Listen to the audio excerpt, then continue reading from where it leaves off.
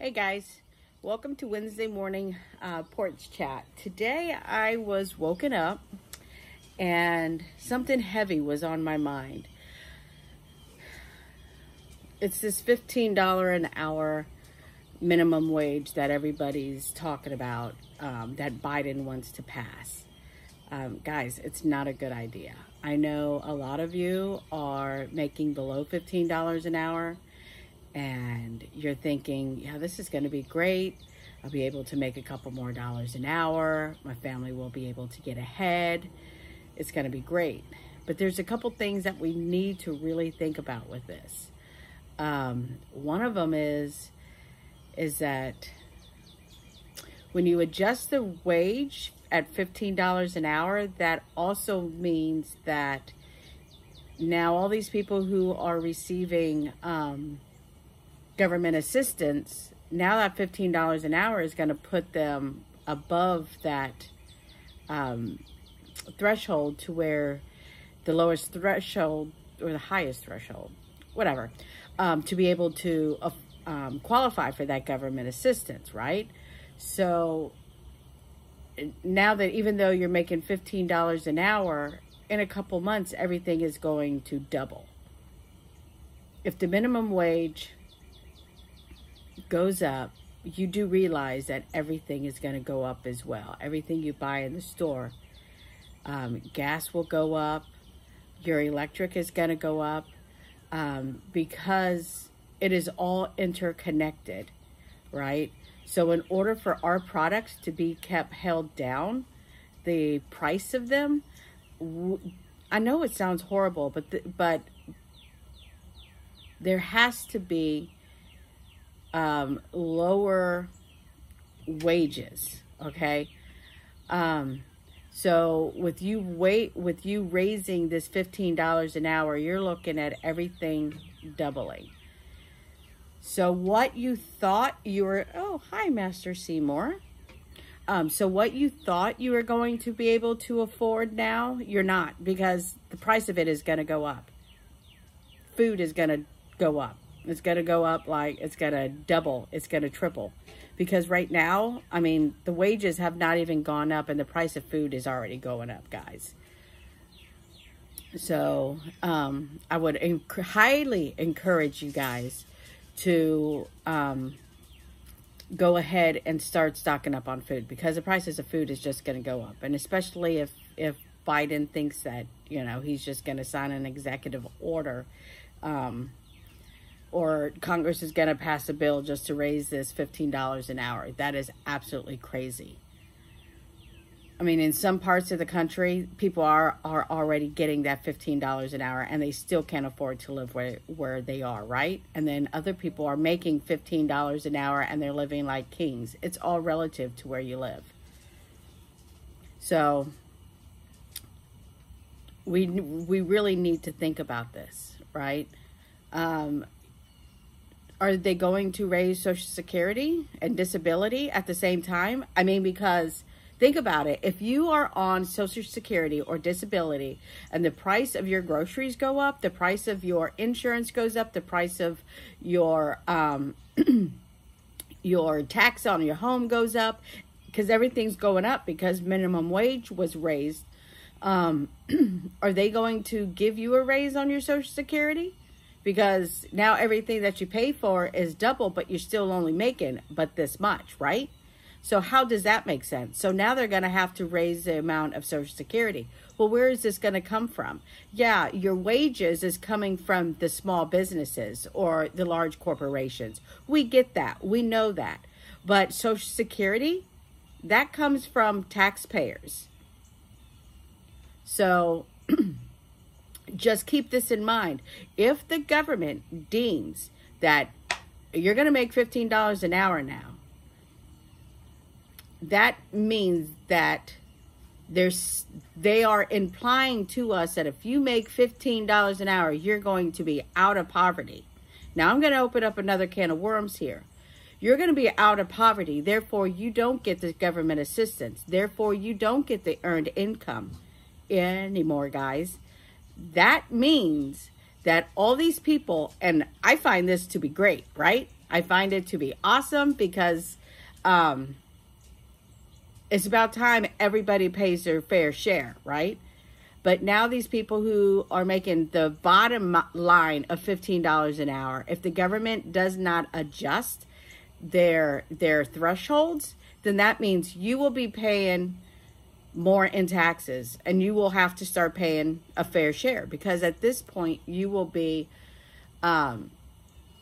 waged out of that threshold, okay? Unless of course you got like 10 kids, then they're going to be like, oh well, you got 10 kids, so the amount that you make compared to your dependents, you're not going to pay taxes. But the average typical person is going to have to pay taxes now.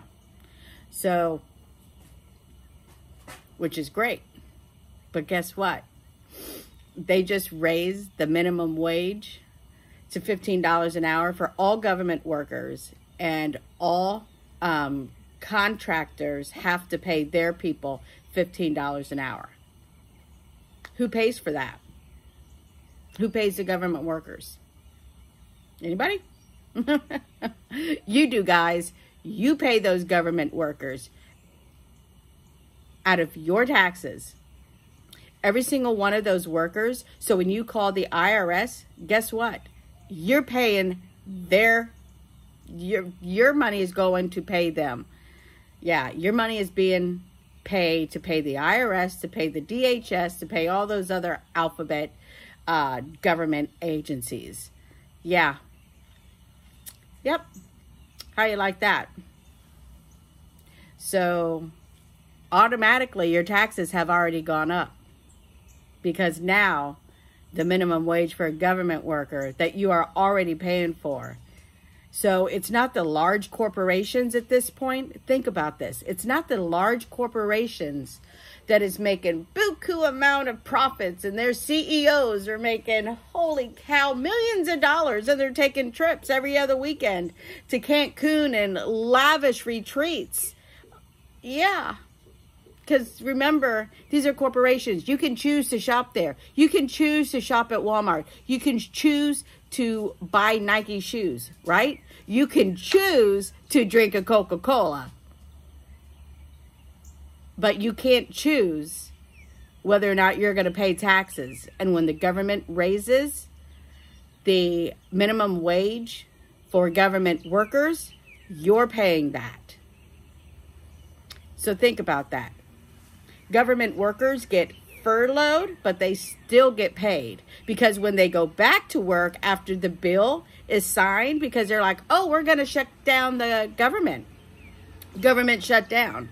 But what they don't tell the American people is when the government shut down and that new bill passes to fund the government again, those people, yeah, they might have skipped a paycheck, but they get that paycheck back.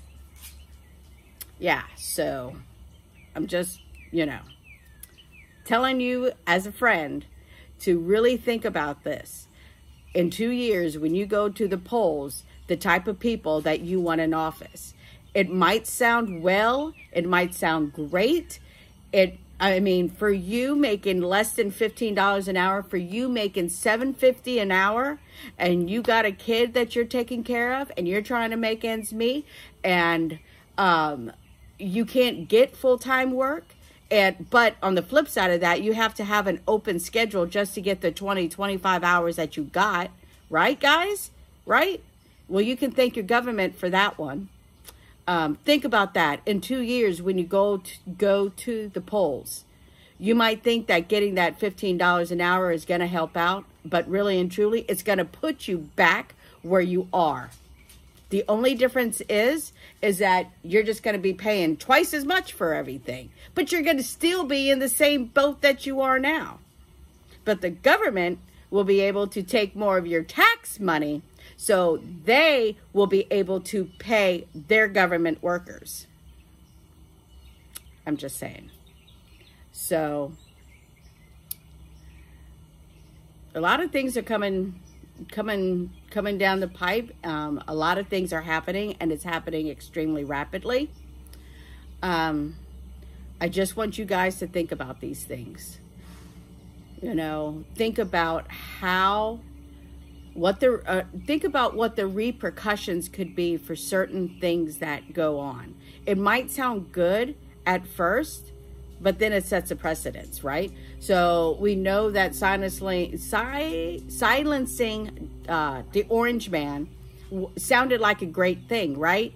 Oh, great. I mean, now he's not spoofing off on Twitter all the time. Now, we're not the laughing stock of the world because our leader doesn't know how to keep his mouth shut, right? You might think that that's well and great, but when you silence political speech, you are silencing freedom. Keep that in mind. When you are silencing political speech, you are silencing freedom, and that's what communists do. So, that has already been set.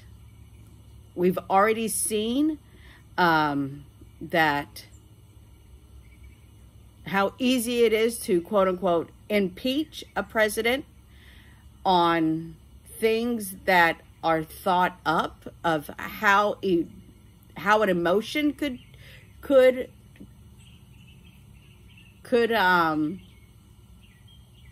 how do I put this? When something is emotional, it kind of like,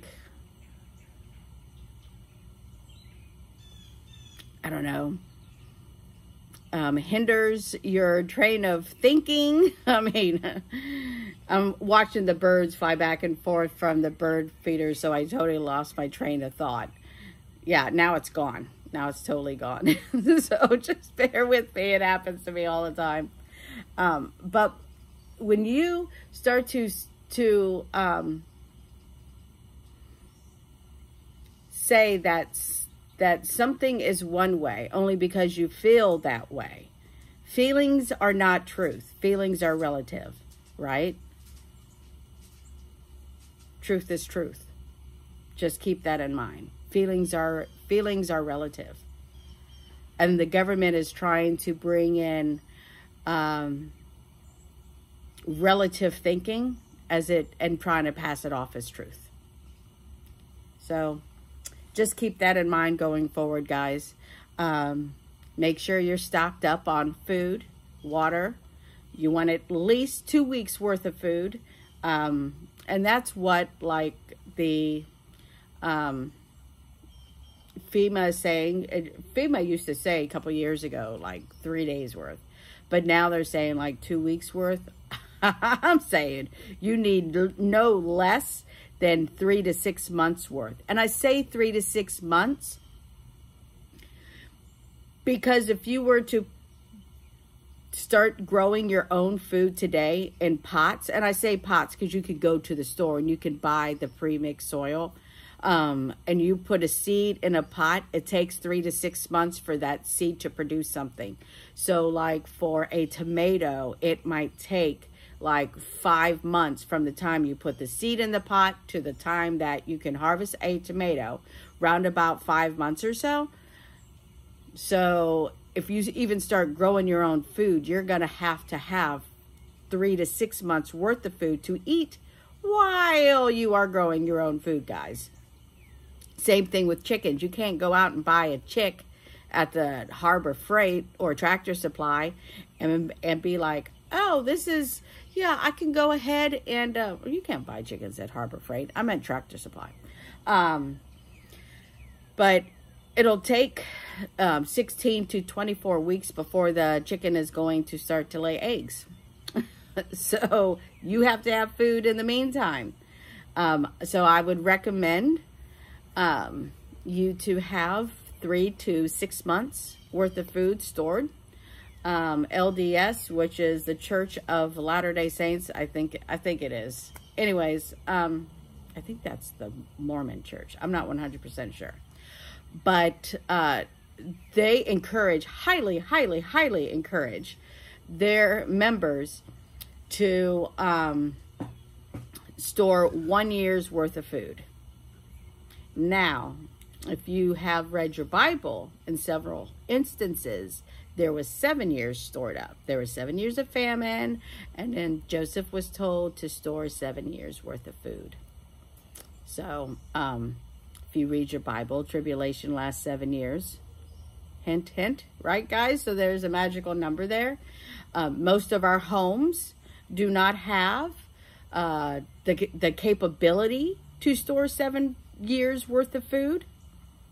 So just keep that in mind. But most of our homes can store if we become extremely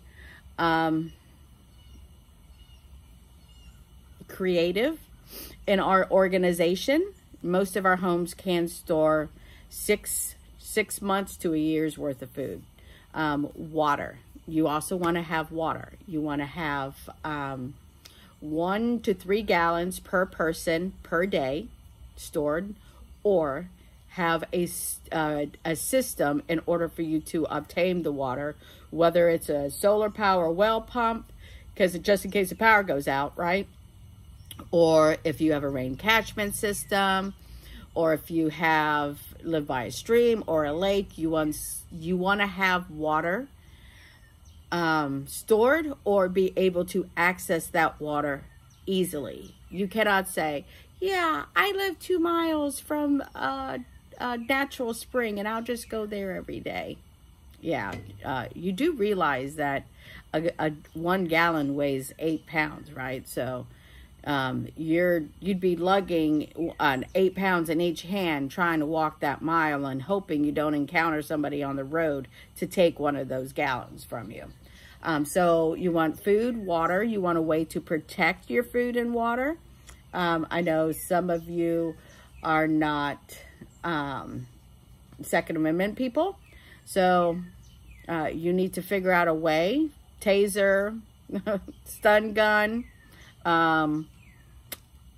call 911 if you think that's going to work for you. I mean, but a way to protect your belongings. You need to have medicines and first aid supplies, because those things may not be available. You need to have it, if you are on prescription medication, you need to have at least 1 month in reserve of your prescription medication. And I know that most insurance companies will not allow you to get your medication ahead of time. So you might think about either A, paying out of pocket for that extra month or two, seeing if your doctor would maybe give you a couple extra samples and let him know why you want to do it.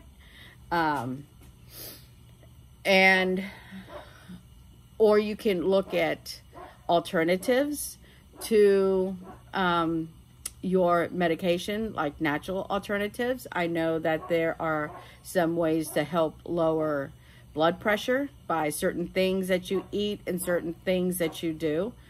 I'm not even going to get into the whole pharmaceutical big pharma thing right now. We ain't even going to do that. I'm just asking you to have your medications.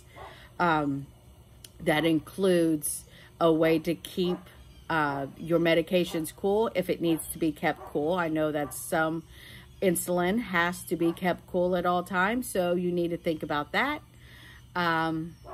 Shelter, if something happens in your area, where can you go, and how are you going to get there, and how long is it going to take for you to get there, and how much gas is it going to take for you to get there as well.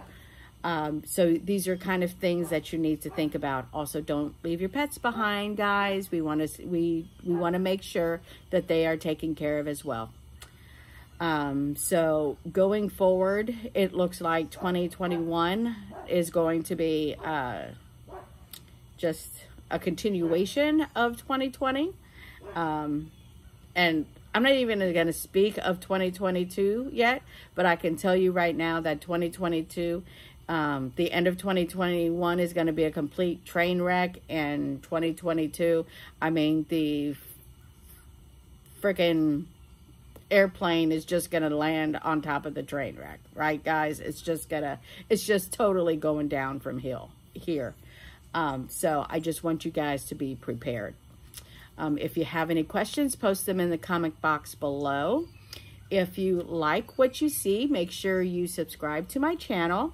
click the bell so you can get all the notifications of all the videos that I post. Give me a thumbs up because that truly helps with the algorithm, and share with your friends. So until next time, guys, stay oily and keep prepping.